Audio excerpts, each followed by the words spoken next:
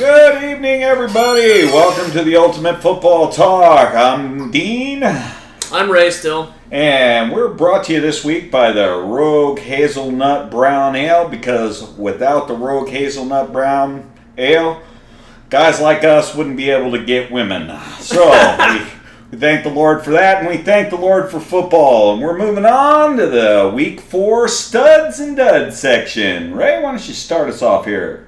Jared Goff is definitely a stud. King of the studs. Threw for 400-something yards, 5 touchdowns. Guy looks like, obviously he benefits from having Todd Gurley and a lot of other weapons there. Good defense, good coaching. And we'll get to that down here, but, basically the captain of a ship that looks pretty unstoppable right now in the NFC. We didn't go ahead and put him down there, and we'll certainly touch on him there, but we certainly got to throw Patrick Mahomes and the Kansas City Chiefs a little bit of love. But we'll move on to Matt Ryan. As far as playing on a losing team, there certainly couldn't ask a guy to do much more than he did and not come away with the win. I feel sorry for Matty Ice, because Atlanta was supposed to have a defense this year. They really have not. Yeah, they've had back-to-back weeks now where Matt Ryan, quite frankly, has just gone off. 400-something yards, multiple touchdowns, limited turnovers. He's got like a 68% completion percentage. Again, obviously benefits from some of his offensive weapons that he's got there in Atlanta. But Julio Jones, Calvin Ridley. But Atlanta's offense has been good for years, and you know that they're going to be good, and you expect them to be good. Didn't start out the season that way. No. They had all the red zone issues. They had the same things last year. You never know in week one. Looked like Sarkisian might be more of the problem than... But again, in week one, those offensive studs never really play in the preseason. No. So, but week it one, takes a while. Sometimes they haven't gelled. They might be even out of shape a little bit, whatever. But, the Falcons... being 1-3, it's just like, man, Matt Ryan, it's not his fault. I know a lot of times I'll kind of get on Matt Ryan about not being that great, but he's been great this year so far. So far hasn't worked out. What's this Ryan Fitz? Fitz. Well, it's just a Fitz. We could add more than a few things in the blank. We could have Fitzgerald dropping a couple of balls for his rookie quarterback, but no, I think it's got to be moved from Fitzmagic to Fitztragic. Tragic. Oh, how the mighty have fallen. It may have been our fault for having the poor guy on. He was so enamored with us, fell in love. He may have decided to change his career, and, we may have to take a little bit of the blame here. UFT was definitely a distraction for Ryan Fitztragic, so we are to blame a little bit. But one thing I'll say about the Tampa Bay Buccaneers, okay, you guys got off to a hot start, right? Hot. Very hot. And Ryan Fitzmagic, when he was still your quarterback, was throwing 400-plus yards, multiple touchdowns, deep balls galore. Dropping the dimes. Yeah, beautiful, beautiful throws. But he had a first half where he threw a pick, was like 9 of 18, only 100-something yards, and he decided to bench him for a guy who apparently gropes Uber drivers. Steals seafood from what was it, Publix? Yeah. Down in Florida. Grocery store, goes in, walks in, grabs stuff, walks out. And just a guy, it's just... Don't do that.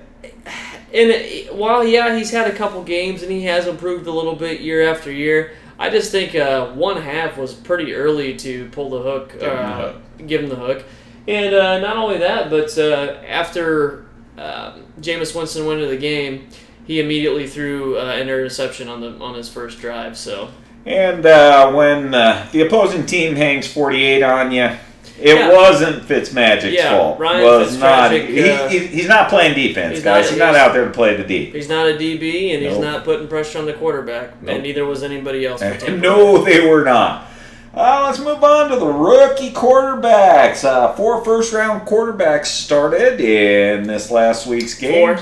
4 of them, and you flip that and put a big 0 in front of it, and you got 0-4. Yeah, rookie quarterbacks going 0-4. Rosen didn't look bad. Did not. Had some drops, and I honestly thought the Cardinals were going to win that game. So they really should have. 3 really costly drops. J.J. Nelson, Christian Kirk, their second-round pick, and Fitzgerald, wrong Fitz, but still, not the things that you expect. Late missed field goal, leaving Seattle good field position. Russell Wilson, you can call him the magic man because he always seems to find a way right there at the end in the fourth quarter. Yep, and then your other guys, you had Sam Darnold, who everyone was ready to say was like the next anointed. He was definitely Jesus anointed, Christ. right? The next Joe Namath, right there after week 1.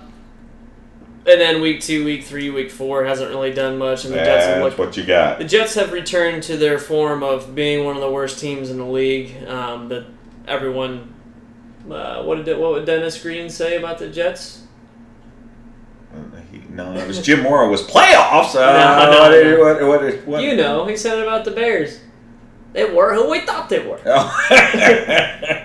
Oh. Speaking of teams that are who we thought they were, I gotta say I was wrong about the Browns in terms of their ability to possibly win games, but they totally Browns it up this week. They did. And you know, I could talk about the Browns game for probably the next 45 minutes, and I will refrain from that. However, I will say that the Browns should have won that game. They gave up 21 points in the fourth quarter, so I'm gonna blame them. And I want to use that as a disclaimer into the next thing I'm going to talk about. Something we didn't write down on here for duds. How about general officiating in the NFL?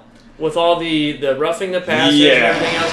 And the reason why I bring it up with the Browns game, and again, I don't want to say that I don't blame the referees for the Browns losing the game. I blame the Browns for losing the game. Yes. They gave up too many points. They turned the ball over too many times. And again, gave up 21 points in the fourth quarter, something that typically only a Browns team will do.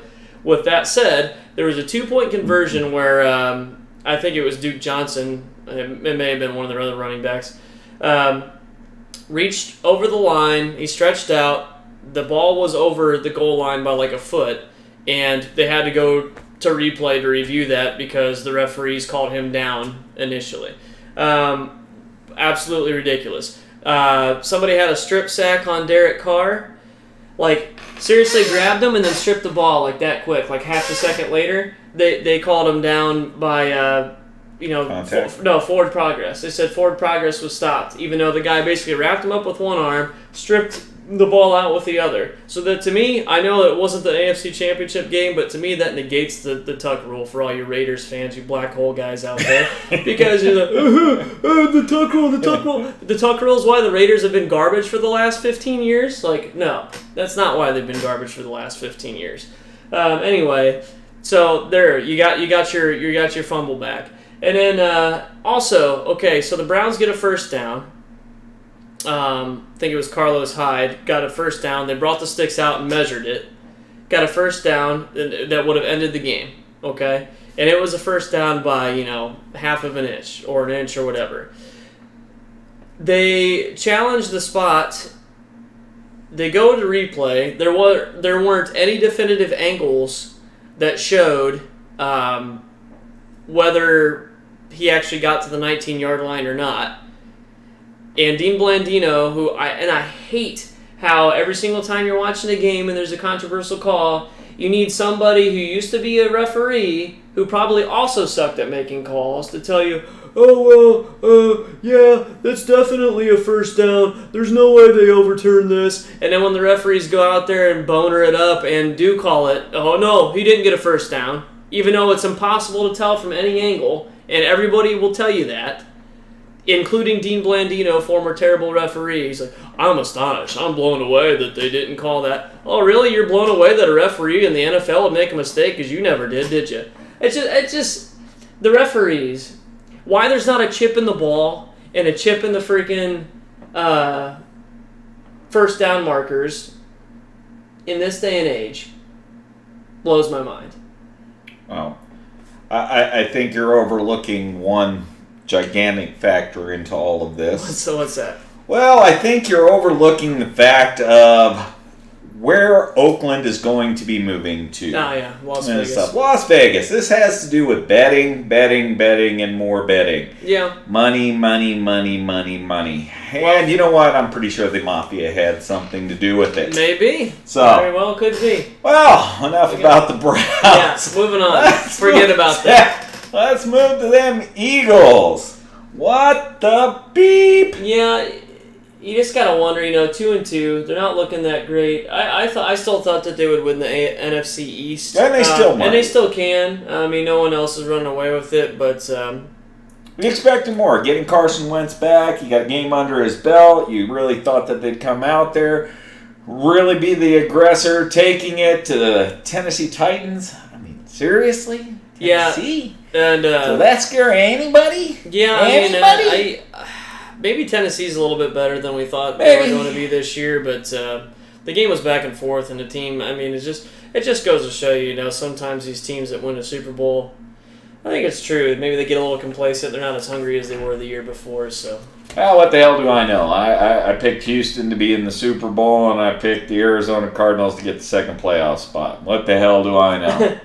Well, that kind of leads us down there. That does indeed. It was his first quarter of season. Oh, okay. So that means that 4 games have been played. 4 games have been played of the 16. So we got here Kansas City, I'm going to say Kansas City looks like if we were repicking starting tonight, I'd take KC as my AFC team. Andy Reid coaching be damned. I think they got the talent to do it. Yeah, I agree that they look like the strongest team in the AFC for sure. And Dean and I were talking about this kind of in our extremely lengthy pre-show prep. Show prep about how more beers. Yeah, in other words, more beers. About how I do like Kansas City on paper, but just with Andy Reid as a coach, that there's probably going to be in the game of the playoffs that's tight, that they should be running the ball. They'll probably be up by a touchdown or two. And instead of running the ball with Kareem Hunt, who is a perfectly capable runner, obviously, they'll decide to throw a ball 60 times in a game that they were winning the entire time, turn the ball over a little bit, and end up blowing it. But I have nothing against Andy Reid. Andy Reid is obviously a better coach than basically any coach in the history of the Cleveland Browns. But I just don't trust him in the playoffs. Belichick. Well, they did, but that was pre-genius, pre-cheating, pre-Tom Brady. That's amazing how those things will tie in. Yeah. I will say this, though, another thing we talked about, for me and for my money, there's been no funner team to watch in the NFL than Kansas City Chiefs this year. If you guys haven't watched one of their games, which I don't know how you haven't, but you need to watch them. And stuff, which would lead into the second team that was fun to watch, the Los Angeles Rams. Yes. Wow. Star power on both sides of the ball, and man, they're showing it. I would say the Rams might be.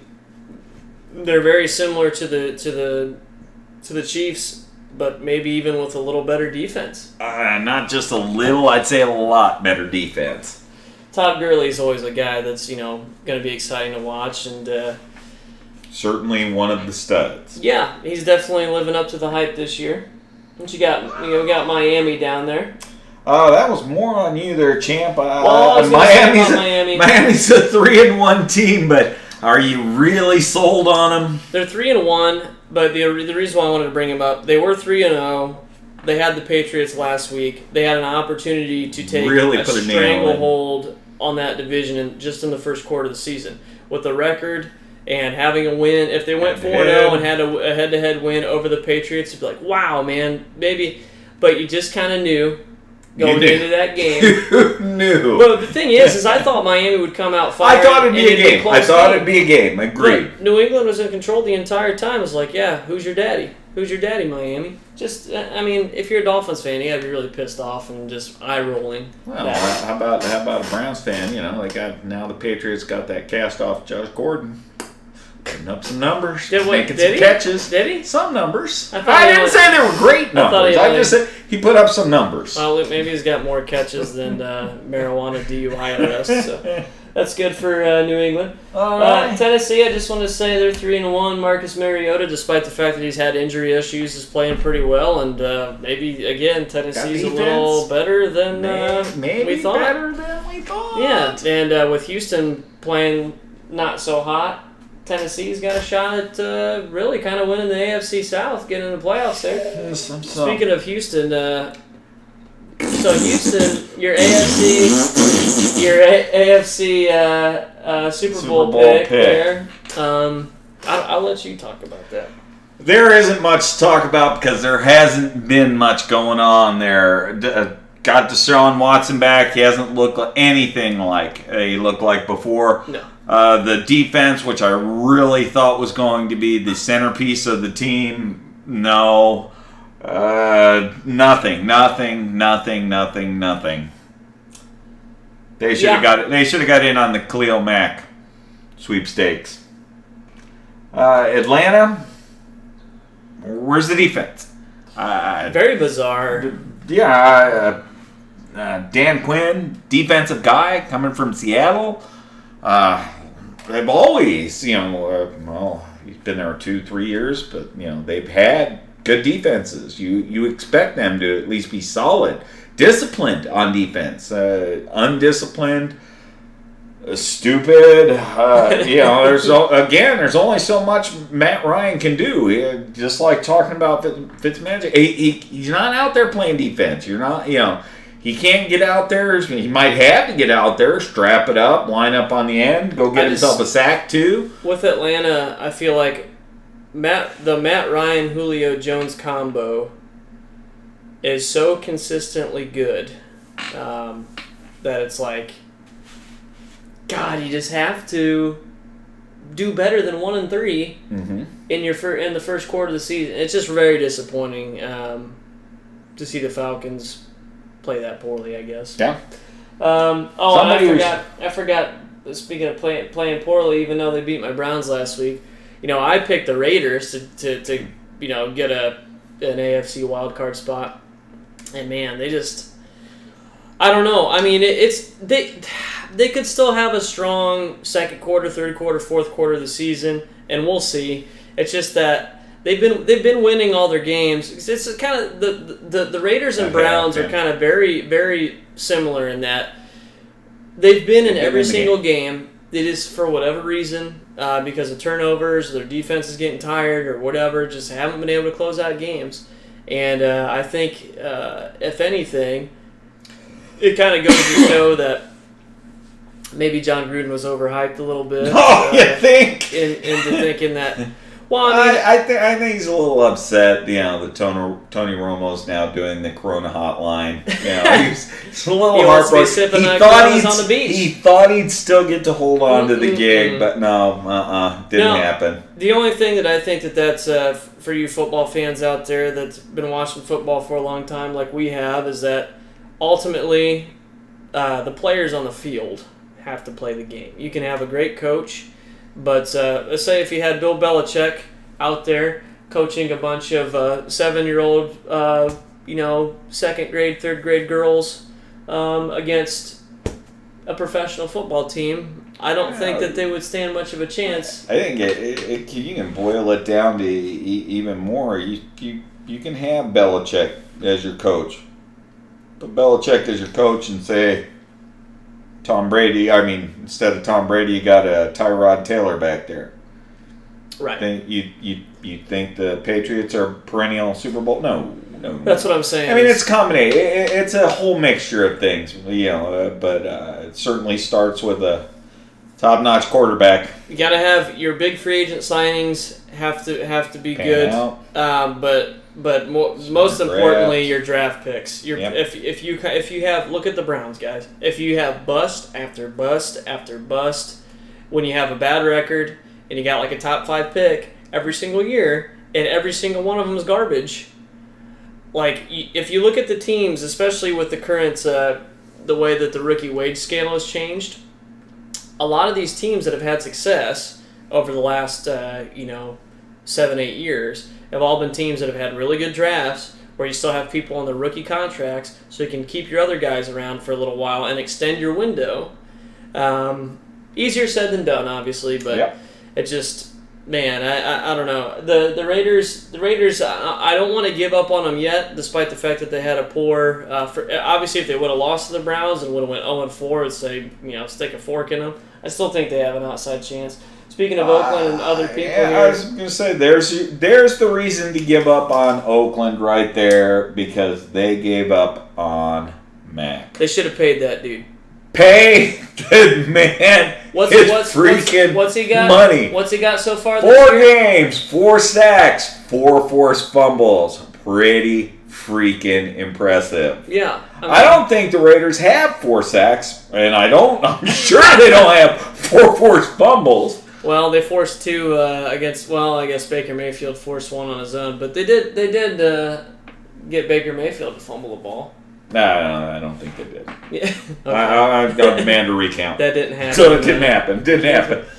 So our apologies here would be... I am so freaking sorry to the viewers out there for my Houston Super Bowl pick, my Arizona second wild card pick. Yeah. I would say the Houston could end up getting there because of AFC South. Well, I don't know, because if Tennessee's better than we thought they were, and then you have Jacksonville. I don't know. The AFC in general is just kind of bizarre. Always is. It always is. And I would say until the last 3 weeks where the Patriots make it not so bizarre. And going along those lines, some other stuff. Obviously, I said I was wrong about Oakland potentially. And then also just the AFC North, where I thought, the Steelers would maybe be like 3-1, 4-0. They obviously aren't. And I kind of underestimated the Ravens and the Bengals, especially the Bengals. Got no love here. No. The Bengals offensively have looked really good. Sharp all the way across. And the Ravens defense looks like the Ravens defense. Like that's it. They're supposed to look good. So, Browns probably, I don't know if they really have a shot at winning. They got a shot. I'm holding on to it. They do. You still heard it here first. Mathematically, but they gotta start actually winning games. They could be 4-0 right now, but they're 1-2-1. 1-2-1. But anyway, I don't know. Correct me if I'm wrong. What's the Steelers' record? Same, right? 1-2-1. Yeah. Who did we pick to win that division? Well, the Steelers, but the Steelers actually have a winning history and tradition of doing stuff on the football field that isn't shitting their pants. They're doing with Le'Veon Bell. Oh yeah. What the damn stupid ass Oakland Raiders did with Khalil Mack. See where this gets you. Yeah. We'll see. Well, wait until week 7. He's supposedly coming back in week 7. So why did he say that? He's coming back in week 7. Yeah. He just. Well, I'm coming back week 7. Yeah, so he's coming back in week 7. Has he just said that? Yes, he said that. Oh my God. He's coming back in week 7, which is also, by the way, just so you know, for an update, that is the Pittsburgh Steelers bye week. So he's coming back to collect a game check. Beautiful. That he doesn't have to play in. Now I'm giving props for that. You know what? He's got to get back before week 10 to get his year of NFL service. Well, plus his boy, but I don't see why he just doesn't wait until 10. His boy for the Seattle Seahawks, Earl Thomas. Oh wait, that's why these players hold out though, right? Is it's. You don't have guaranteed contracts, and you get hurt, and you break your leg multiple times. You don't have a long-term guaranteed contract. However, the franchise tag, if he were to have signed it, would have been $16 million. Right. Now, I don't know. I've never made that kind of money. So, maybe once you've gotten accustomed to, making that kind of money, maybe just getting $16 million for 1 year, maybe it is an insult. I don't know. I'm just saying, maybe he had to have it for 4 or 5 years in a row for it to not be insulting. Me, you know what? I'll do it. I'll look at Earl Thomas's thing. He signed his first safeties. I believe it was 8-point-something million or close to $9 million. I believe he got. Even if I never got to play another down in football, $9 million. You know what? Probably would have taken I'm that. going to say I could take it. Yeah. And say I could take it. And, as you can see, from right here, I got the mad hosting skills. I've got, NFL Network jobs. I do this stuff. I do this to spend extra time with Ray. ESPN, because it's Fox not like Sports, it's not like for the CBS, last 6 years we NBC. haven't got to spend enough time together. Yeah. So we needed just this little extra to put it over the top. Yep. I'm not sick of you at all. Well, anyway, I guess that's probably going to do it for us for, what is this, week 4? Week 4. 5? Week 4. Week 4. We'll see you again at week 5. We will see you again in week 5. Maybe we'll get together and watch the Browns blow another one. I'm all for that. Yeah. All right, well, I'm Ray, he's Dean, and we'll see you next week. Next week. Bye. Bye, everybody. Hey. All right.